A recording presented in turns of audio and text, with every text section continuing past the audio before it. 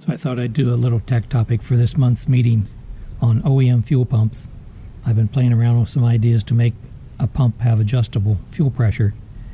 So I thought I'd just start with the basics and show everybody the pump and what's inside and a few precautions and things to note if you're still using the OEM style pump.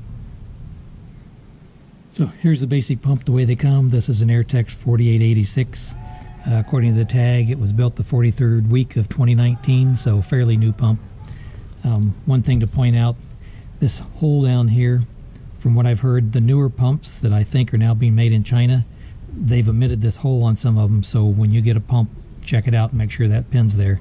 This is how the pump locates into the engine, and it's critical what height this pump mounts.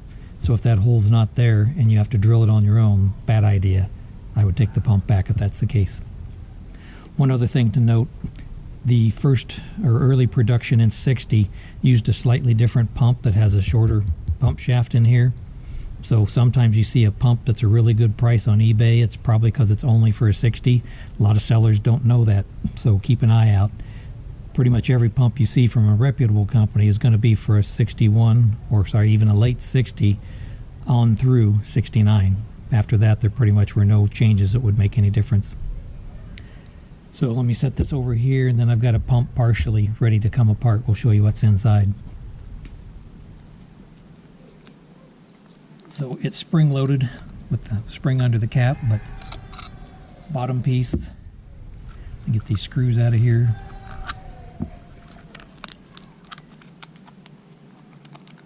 They hang up on the rubber gasket sometimes.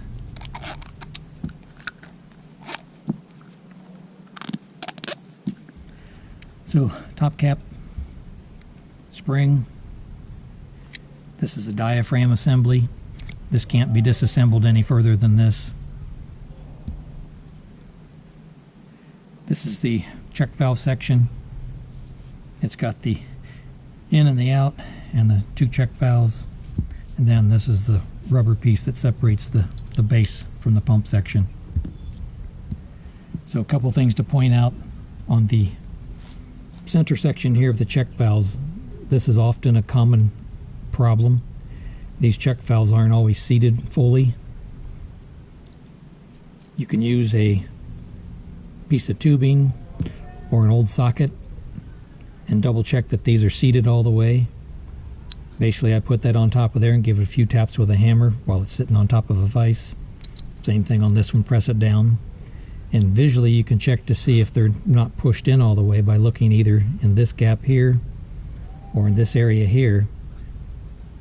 You'll visually see a gap between this little gasket that's in there and the check valve if it's not seated all the way down. That usually won't cause major problems, but I like to make sure they're seated anyway.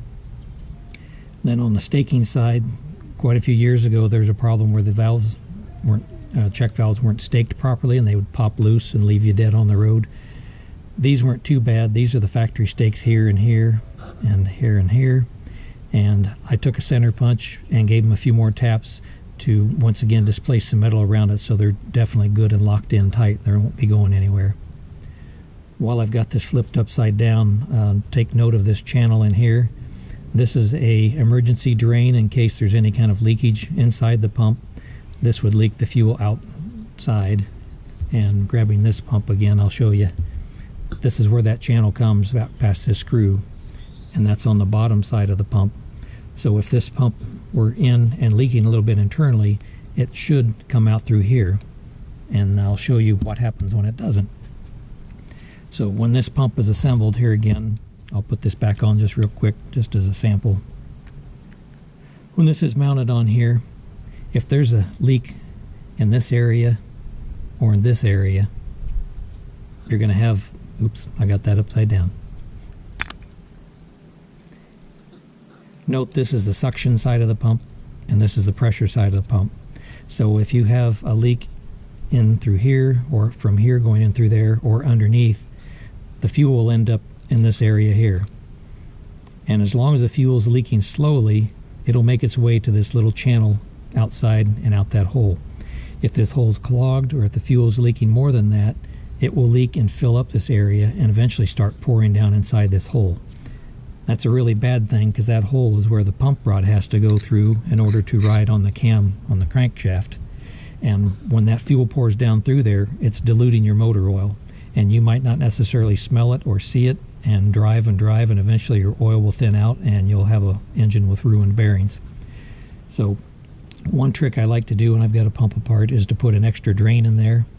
And what I do to that is, on the bottom section, basically somewhere close to the same alignment as this set hole, is I drill a hole at about a 45-degree angle, and that comes up in through, I don't know if you can see it or not, but it comes in through this ring here.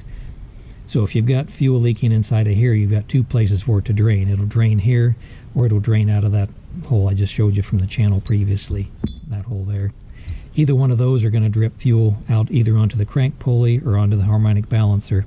Neither one of those are great, but at least there it's not putting your engine in danger, and you would likely smell it long before it became a problem with an engine leak and a fire. But those are things to keep an eye on.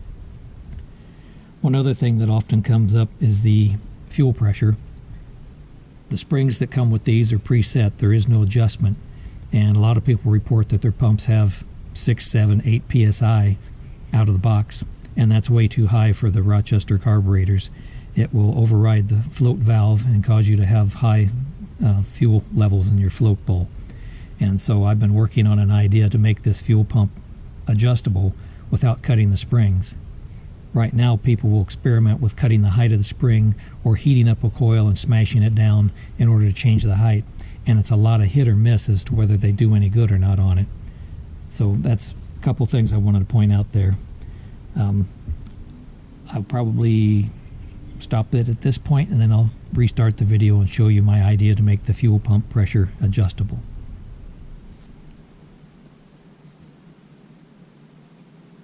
GoPro stop.